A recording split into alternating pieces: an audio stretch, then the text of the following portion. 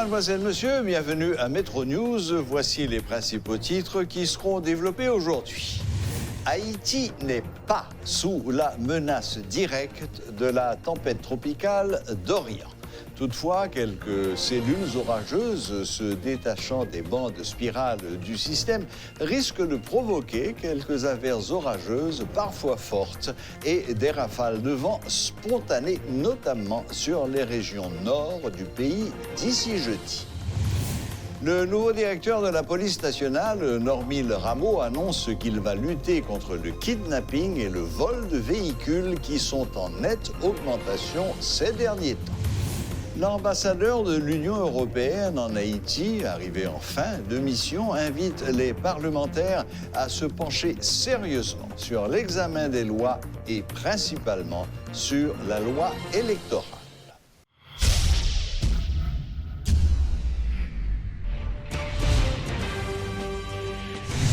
La tempête tropicale Dorian pourrait atteindre le nord d'Haïti jeudi, selon un bulletin de l'unité hydrométéorologique d'Haïti. L'UHM Haïti, de concert avec la direction de la protection civile, rappelle à la population l'importance du respect des consignes de sécurité en cas de fortes pluies orageuses et de vents violents. Sur son compte Twitter, la direction de la protection civile a lancé un appel à la vigilance à tous les citoyens. Elle les incite à prendre toutes les précautions utiles et nécessaires pour leur survie. Par ailleurs, la DPC appelle les habitants vivant dans une zone à risque à s'abriter dans des lieux plus sécuritaires. Toutefois, pour le météorologue Rudy Victor, seul l'est de l'île d'Hispaniola est menacé pour l'instant. Selon les modèles de prévision, Haïti ne devrait pas être sous l'effet direct de cette tempête tropicale. Cependant, quelques cellules orageuses se détachant des bandes spirales du système risquent de provoquer quelques averses orageuses, parfois fortes, et des rafales de vent spontanées, notamment sur les régions nord du pays d'Haïti d'ici jeudi. Le Premier ministre Jean-Michel Lapin a installé ce mardi le nouveau directeur général par intérim de la police nationale d'Haïti. Le commissaire divisionnaire, Normil Rameau, remplace Michel-Ange Gédéon à ce poste et assure l'intérim en attendant sa ratification par le Sénat. Cette cérémonie d'installation était l'occasion d'abord pour le Premier ministre démissionnaire de transmettre au nouveau directeur général les vœux du président de la République, pour le chef AI de la PNH de prendre des engagements et pour le directeur sortant de cracher sa frustration. Il y en a qui vont faire la fête. Il y en a pour qui l'instant présent est un moment de grande jubilation. En ce que je ne vais pas dire. Mais à cela, je voudrais dire que cela ne prendra pas longtemps pour qu'on dise si Gédéon est là. Dieu seul sait combien j'ai résisté pour qu'on ne fasse pas n'importe quoi à l'institution. Dieu seul sait à quel point j'ai souffert dans ma chair et dans mon esprit pour conserver un bon profil à la PNH. Je me suis attelé à combattre la division, la politisation et une certaine polarisation au sein même de notre police. Monsieur le nouveau directeur général AI de la PNH, je vous préviens que la tâche ne sera pas facile. Elle sera parfois pénible, compliquée et périlleuse. Certaines fois, il faudra faire l'effort d'oublier votre orgueil pour défendre la PNH, pour défendre votre pays. Sachez que les vrais bandits à craindre ne sont pas ceux connus de tous, mais ceux qui circulent en costume et chemise blanche, roulant dans de grosses cylindres. PNH là, pas solide, si base li pas solide. C'est peut-être ça.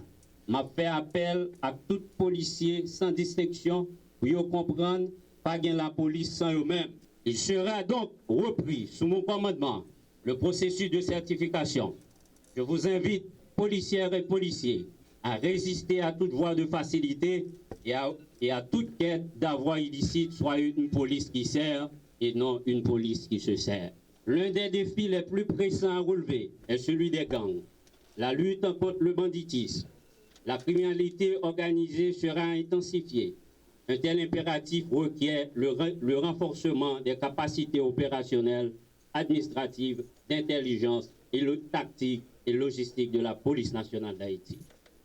Il s'accompagne également de l'amélioration des conditions de travail des policiers. Nous nous engageons à faire reculer la précarité à la fois dans les commissariats et dans votre vie privée. Les policiers victimes dans l'exercice de leurs fonctions et leurs familles bénéficieront de l'accompagnement qui leur est dû. La force de police doit toujours redoubler d'efforts pour maintenir et améliorer son niveau d'efficacité. Ce matin, mardi 27 août, dans les locaux de la Direction générale de la police à Pétionville, a eu lieu la passation de pouvoir entre le directeur général sortant, Michel-Ange Gédéon, et le nouveau directeur général, Normil Rameau. Notre collaborateur Lucner Garot était sur place et il est là avec nous ce soir pour nous raconter un peu le film de la journée. Bonjour Lucner, bienvenue et merci d'être avec nous. Merci Clément, c'est un plaisir. Bonsoir à toutes et à tous. Alors, donc, cérémonie expéditive, cérémonie inattendue, ouais. Apparemment. Ouais. Elle était dirigée par le Premier ministre démissionnaire Jean-Michel Lapin.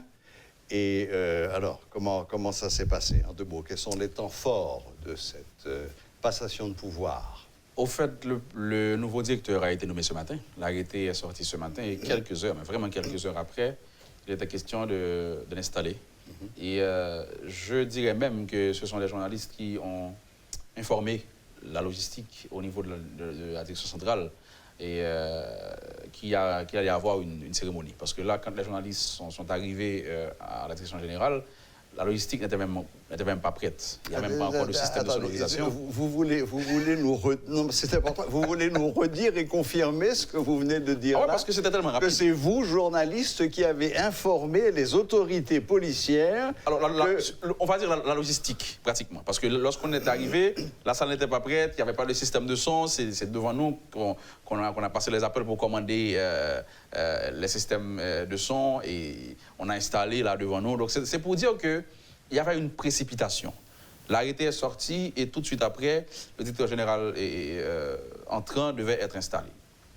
Il faisait très chaud dans la salle, très chaud. C'est une petite salle d'attente qui a été aménagée pour la circonstance, donc il faisait très chaud. Les hauts cadres de la PNH, représentants de la justice, journalistes et des amis étaient là pour cette installation. Il faisait très chaud. Donc, c'était une cérémonie d'installation qui pourrait être juste une formalité. Mais très vite, on allait avoir une ambiance assez lourde comme ça, avec les différents discours, les différentes interventions. Oui, une ambiance chargée de dynamite, si j'ai bien compris. On peut le dire, hein, on peut le dire avec 2 discours. Le Premier ministre, Jean-Michel Lapin, était venu pour dire merci au directeur sortant.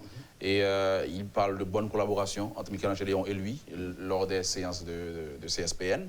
Et il a transmis au directeur général entrant le message du président. Le président veut en finir avec l'insécurité. Le président veut que les enfants puissent revenir à l'école en toute sécurité. Le président puisse pouvoir poser des actions sans crainte. Donc, le nouveau directeur doit gérer la sécurité. Donc, c'était le message. Maintenant, il reste les discours du directeur sortant et du directeur entrant. Michel-Ange Gédéon prend la parole vraiment au tout début de son intervention, il lance les hostilités. C'est clair. Il a remercié le PM Jean-Michel Lapin, pour sa collaboration au cours des CSPN, et il a remercié ses fidèles collaborateurs. Il affirme qu'il peut les compter sur les doigts de sa main. Il l'a dit. Les fidèles se comptent sur les doigts d'une main. Oui, donc ils ne sont pas nombreux, les fidèles. Oui, maintenant, il a remercié les moins fidèles et les envieux. Oui, il y en a eu. des moins fidèles, qui lui ont appris une autre dimension de l'ingratitude humaine. Tout ça entre guillemets. Non, il l'a dit. Oui, donc c'est une citation Oui, bien que sûr. vous faites. Bien sûr, voilà, justement. Et il a remercié maintenant les détracteurs et les traîtres.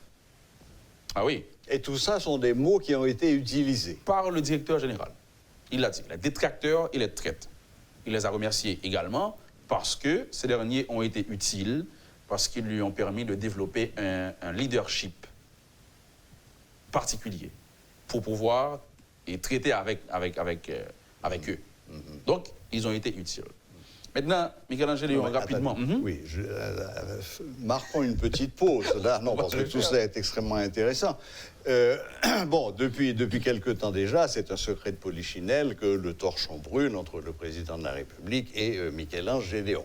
Est-ce que dans son discours de circonstance, Michel-Ange Gédéon a fait une allusion plus ou moins cachée de ses relations avec le président de la République? Au fait, je dirais qu'il y a deux ennemis que Michel-Ange Gédéon voulait combattre dans son discours. D'abord, il y a ses collaborateurs. Là, quand il parle de traîtres, détracteurs, de collaborateurs non fidèles, il parle de policiers, de son entourage. Oui, non, mais il y a un cas que tout le monde a connu. C'est ce policier qui est allé vendre la mèche à Arnel au moment de l'attaque. Justement. C'est un fait établi, ça. Maintenant, deuxième ennemi, je dirais que c'est les politiques. Je ne veux pas dire le président, mais les politiques. Parce que dans son discours, le directeur sortant a mis en garde Normil Rameau, celui qui le remplace, contre des hauts cadres de l'État et qui vont penser, de par leur position, pouvoir dire n'importe quoi à un chef de la police ou encore passer des ordres à un chef de la police, des hauts cadres de l'État qui priorisent les coups bas. Et il l'a dit, coups bas débiles et stupides. Ah, il l'a qualifié. Donc, c'est pour dire que dans son discours, on sent qu'il y a des goyes contre ses pairs de la police, mais aussi contre des politiques. Je ne veux pas dire contre le président, mais on sait qu'il y a eu vraiment des malaises entre le président et le chef de la police. Donc, il a parlé, par exemple, il a dit, et je cite, « Dans des moments difficiles, vous allez vous trouver seul face à de hauts cadres de l'État, pour la plupart sans hauteur, sans poigne, fuyards et malhonnêtes, privilégiant les commérages malveillants, les ragots désobligeants, les petits coups bas d'amateurs, stupides et débiles. » Là, je reprends les mots du directeur général. Plus loin, il l'a dit. Et gardez votre calme et votre pondération quand des arrogants qui devraient être en tôle croient pouvoir vous dire n'importe quoi par manque d'éducation. Ce sont les conseils du directeur général et au nouveau directeur, l'inspecteur général Normil Rameau, qui le remplace. Donc, Michel-Ange Gédéon précise qu'il n'a jamais appartenu à un camp politique, à une chapelle politique. Il l'a dit, il a lancé ce message à ses détracteurs, mais aussi au nouveau directeur général, il a mis en garde contre les vrais bandits aujourd'hui. Les vrais bandits ne sont pas ceux qu'on connaît tous, il l'a dit. Ce sont plutôt ceux qui circulent costume, chemise blanche et qui roulent dans des grosses cylindrées. Il l'a dit clairement au nouveau directeur, donc afin qu'il puisse faire attention à ces bandits-là au lieu de croire que les vrais bandits, ce sont ceux de Grand Ravine ou encore de Matissan qui font et des morts aujourd'hui. Voilà. Donc ce sont là les points forts du discours du directeur général, mais on doit rappeler que pratiquement tout le discours était des pics lancés soit à l'endroit de ses détracteurs ou à l'endroit de ses politiques qui lui ont fait voir de toutes les couleurs. D'ailleurs, il a dit qu'il a beaucoup souffert pour rester dans le droit chemin, pour résister aux tentations de laisser la police être traitée de tous les maux ou encore que la politique vienne s'emparer de la PNH. Il a souffert dans sa peau, il l'a dit, et il croit que Normil Rameau fera pareil pour protéger l'institution. Bien. Bon. Maintenant, Normil Rameau. Voilà, oui. Maintenant, passons à la réponse de Normil Rameau. Comment a-t-il répondu à cette volée de bois vert? Au fait, Normil Rameau, c'est vrai qu'il avait un discours tout préparé, tout comme le directeur sortant, Michel-Ange Gédéon. Mais on sent qu'il savait peut-être qu'il allait avoir des flèches. Bon, évidemment. Et Normil Rameau, qui a 24 ans dans la police, il croit être prêt à endosser cette responsabilité. Il croit être prêt, il met les policiers en garde, il va revenir avec le processus de certification. Donc il demande aux policiers, mais vraiment, de rester loin des mauvaises pratiques. Et Normil Rameau rappelle, alors il l'a dit, normalement il est l'homme de la modestie. Ouais. Par contre, il voulait quand même souligner que lorsqu'il était à la tête de la DCPJ, parce que Normil Rameau a dirigé la DCPJ. Il a été, oui, jusqu'au 7 juillet. Justement. Alors il l'a dit, jusqu'à juillet 2018, le taux de kidnapping était à 0. Et il y avait une baisse considérable dans les vols de véhicules dans le pays. Là, Donc là, ça, c'est son bilan à lui. Son bilan à lui. Il était encore directeur de la DCPJ. Oui. Mais il dit constater qu'il y a une remontée des cas de kidnapping et des vols de véhicules. Donc là, il accuse le laxisme. Je ne sais pas de qui. Il a dit le laxisme est toujours coupable. Donc il l'a dit. Donc, c'est Michel-Ange Déon qui dirigeait la PNH, on se le rappelle. Ouais. Donc, Normil Rameau, qui aujourd'hui, il est là, il va reprendre le contrôle et il va lutter pour corriger ce qui mérite d'être corrigé et faire avancer l'institution policière qu'il a intégrée depuis 1995. Mais avec comme consigne de donner la priorité à la lutte contre l'insécurité. Tout à fait, ça c'est son mandat et le Premier ministre est clair sur ce point. Donc voilà un petit peu pour les différents discours, les différents propos. Et dans la salle, les commentaires étaient là, donc on n'a jamais vu une cérémonie d'installation aussi pesante. On n'a jamais vu de discours aussi violent. C'est ce qu'on se disait entre nous, journalistes, et au cours de cette cérémonie, parce que là, vraiment, il y avait une tension. C'était palpable. Hein, malgré la chaleur, mais on a senti mais vraiment dans les discours qu'il y avait une tension et tout le monde était là à regarder les visages, soit du Premier ministre ou encore des deux directeurs. Ils se sont quand même serrés la main. Oui, ils se sont serrés la main, même des accolades. Respect du protocole quand même. Tout à fait, il le fallait. D'accord. Bon, eh bien, Luckner, merci. Merci de ce compte-rendu très vivant, très... Ah oui, il fallait le faire. On avait même l'impression d'assister en direct à ce qui se passe. Mais il y a quand même une dernière étape maintenant qui reste, si j'ai bien compris. Cette nomination doit également être ratifiée par le Sénat. Alors, normalement, c'est ce que dit la Constitution. Et pour choisir le directeur général de la police, le commandant-en-chef des forces armées ou encore les diplomates, il faut que le Sénat approuve ces choix. Donc il est dans la Constitution que le président nomme. Et après délibération en Conseil des ministres, puis ratification, encore approbation du Sénat. Mais c'est une pratique depuis quelque temps. Le président nomme de façon intérimaire et après le Sénat va décider. Mais normalement, selon le vœu de la Constitution, le président devrait nommer et avec l'approbation du Sénat. Donc c'est pas après le Sénat allait agir sur la nomination. Mais avant même la fin du mandat de l'actuel directeur général, le président devait déjà entrer en consultation avec le Sénat et avoir l'approbation du Sénat avant d'installer le nouveau directeur. Mais bon, c'est une pratique, on le fait, on installe, après on envoie le dossier au Sénat. Donc, Normil Rameau est nommé à l'intérim, pour l'instant, et il doit attendre que le Sénat ratifie son choix pour devenir vraiment directeur général de la PNH. Donc il le sait, il promet aux parlementaires ou encore au Sénat de soumettre une vision claire de ce qu'il veut faire à la tête de la PNH. Donc il compte se présenter au Sénat face aux sénateurs, à l'ensemble des sénateurs ou à une commission spéciale? Non, c'est au Sénat. Peut-être qu'une commission va travailler sur son dossier, mais au final, c'est le Sénat, c'est en Assemblée qu'on va décider de son sort. Est-ce qu'il aura à se présenter? Peut-être, si le Sénat demande qu'il vienne expliquer son plan, sa vision, il peut le faire. Mais normalement, c'est le dossier qu'on va envoyer au Sénat. Et là, c'est dans ce contexte qu'il est nommé. Et on sait déjà qu'il y a des sénateurs de l'opposition qui déjà pensent... C'est ce que j'allais vous demander. Oui, apparemment, il y a quelques sons discordants qui sortent du Sénat. On a entendu la torture, on a entendu Joseph Lambert, qui pensait même, ou encore qui voulait même faire croire que le président Jovenel Moïse ne pouvait pas nommer. Parce que, comme il l'a dit, comme c'était dans la Constitution, le président nomme après délibération au Conseil des ministres. Donc ces parlementaires, on parle de Yuri Latortue et Joseph Lambert, estiment qu'avec un gouvernement démissionnaire, il ne peut pas avoir le Conseil des ministres. Les ministres ne sont plus légitimes pour signer ou encore délibérer autour du choix d'un chef de police. Mais là, on a vu l'arrêté, il y a le Premier ministre démissionnaire qui a signé, le ministre de la Justice démissionnaire qui a signé et le président. Donc le choix est fait.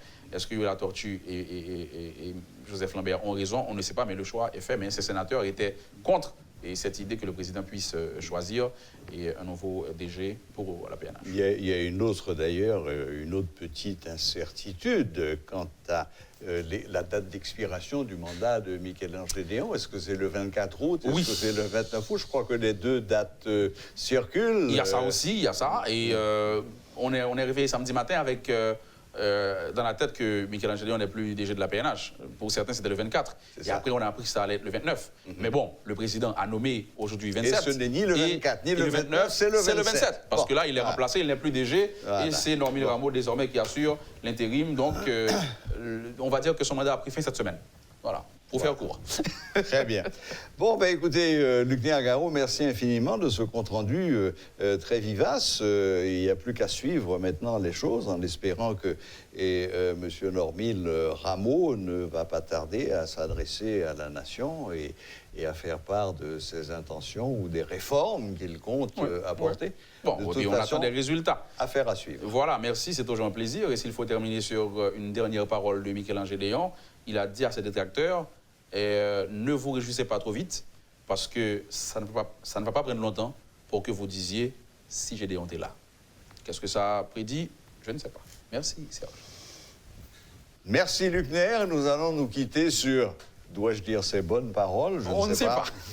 Très bien, voilà, c'était Luc Néa-Garot qui nous faisait un compte-rendu sur la passation de pouvoir qui a eu lieu ce matin au centre de la Direction générale de la police à Pétionville entre le directeur général sortant, Michel-Ange Gédéon, et le nouveau directeur général, Normil Rameau. Merci, bonne fin de journée. La DCPJ constitue une véritable rampe de lancement pour la Direction générale de la police nationale. À l'instar de Mario Andressol et de Godson Aurelius, le nouveau chef de la police a fait ses preuves à la DCPJ.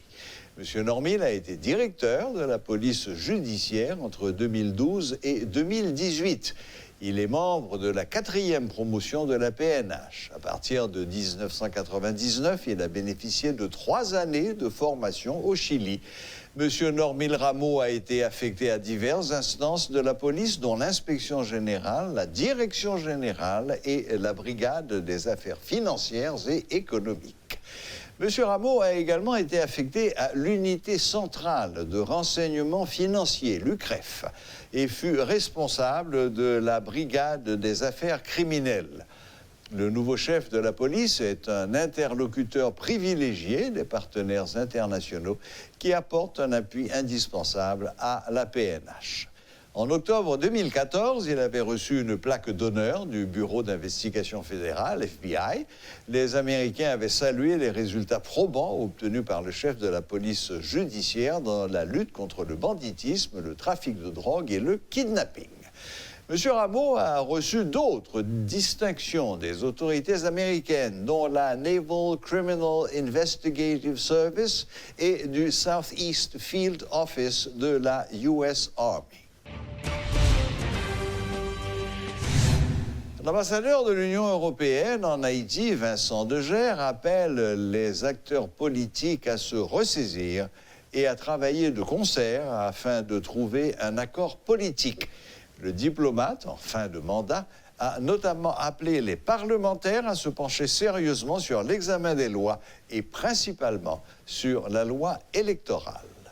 On revient dans un cycle de respect de la démocratie, de respect de l'alternance et du processus. Donc, moi, je suis assez déçu aujourd'hui qu'on n'ait pas de loi électorale, si vous voulez, qui ait été adoptée, parce que le Conseil électoral provisoire a fait un travail très important de capitalisation sur ces élections pour en tirer tous les enseignements.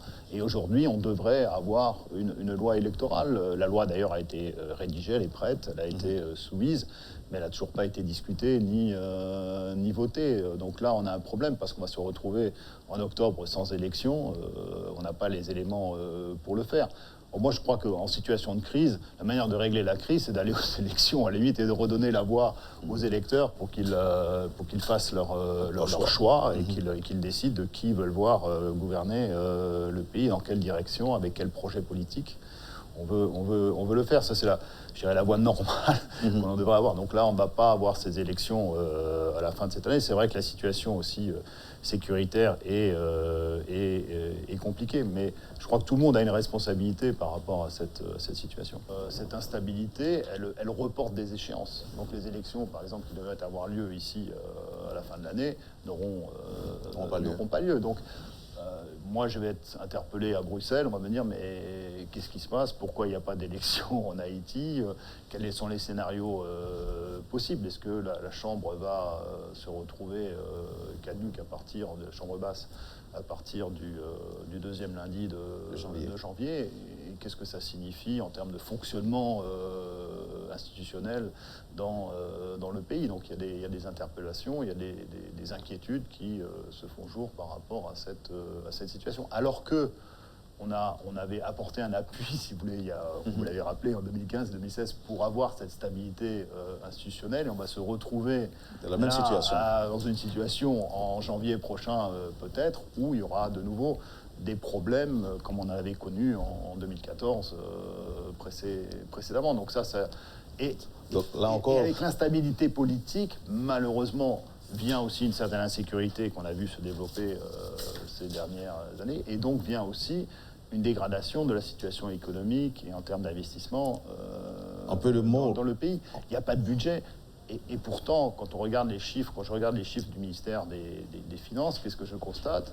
Je constate que les dépenses de fonctionnement continuent d'augmenter, plus de 13% d'augmentation des dépenses de fonctionnement, alors que les dépenses d'investissement chutent, moins 55% dans les dépenses d'investissement. Ça veut dire quoi? Ça veut dire que on continue de vivre, de dépenser l'argent au jour le jour sur le train de vie de l'État, on va dire, de ce côté-là, et qu'on hypothèque finalement l'avenir en n'investissant pas dans l'économie, dans les infrastructures, dans ce qui devrait créer de la richesse et de l'emploi pour la population pour le futur. Donc, la stabilité, la question que vous me posez, elle nous impacte aujourd'hui, elle nous impactera certainement aussi dans l'avenir. D'où notre appel que l'on avait fait au mois de mai dernier avec mes collègues des États membres de l'Union européenne, de dire qu'il faut impérativement, rapidement retrouver de la gouvernance, retrouver un gouvernement qui ait la confiance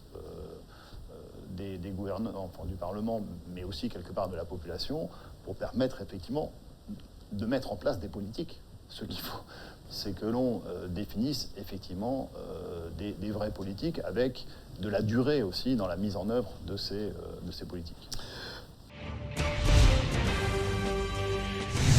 Des étudiants finissants de l'école normale supérieure ont organisé ce lundi un mouvement de protestation devant les locaux de la direction des ressources humaines du ministère de l'Éducation nationale. Une trentaine d'entre eux ont manifesté afin d'exiger leur intégration dans le système éducatif. Suivez ce reportage de Jérémy Tillon.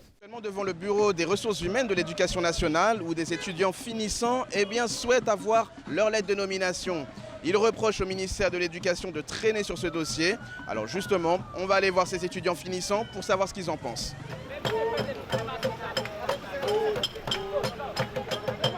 Le 9 septembre arrive à grands pas. Les écoles font peau neuve, les élèves se procurent les derniers ouvrages manquants et les professeurs revoient leur plan de cours. Les professeurs, oui, sauf les étudiants finissants de l'école normale supérieure qui n'ont toujours pas reçu de lettre de nomination.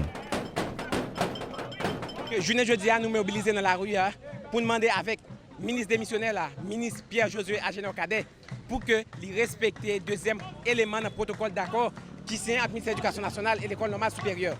Qui est le deuxième élément dans le protocole d'accord? Ça dit. Il dit qu'après au fin de environ 10 mois de stage, que l'État a délivré une lettre de nomination. Journée jeudi, l'État a claironné dans tous les médias pour dire que l'école après ouvert porte le 9 septembre. Et pendant que il dit après ouvert porte le 9 septembre, il a claironné une meilleure éducation année ça.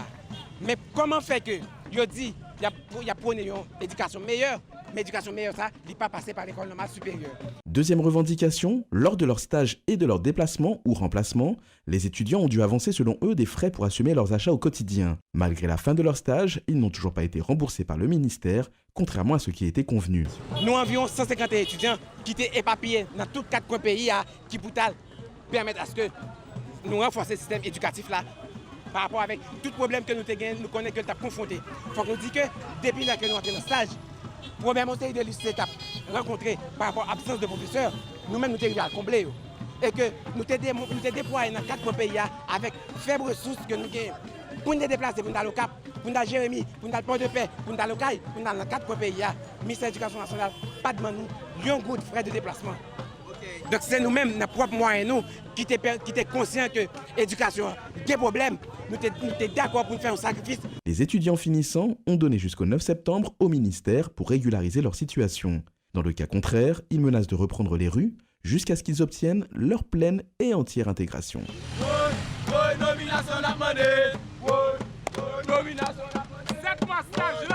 Comme vous pouvez le voir derrière moi, les étudiants de l'école normale supérieure finissants sont très fâchés.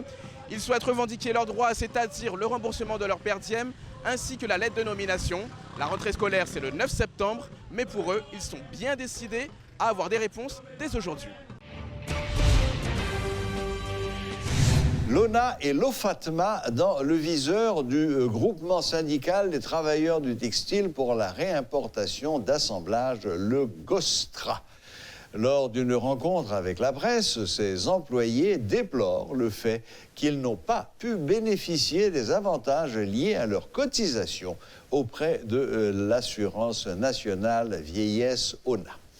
D'autres entités publiques sont également pointées du doigt. Ils projettent de manifester chaque semaine devant différents établissements publics afin de faire passer leurs revendications.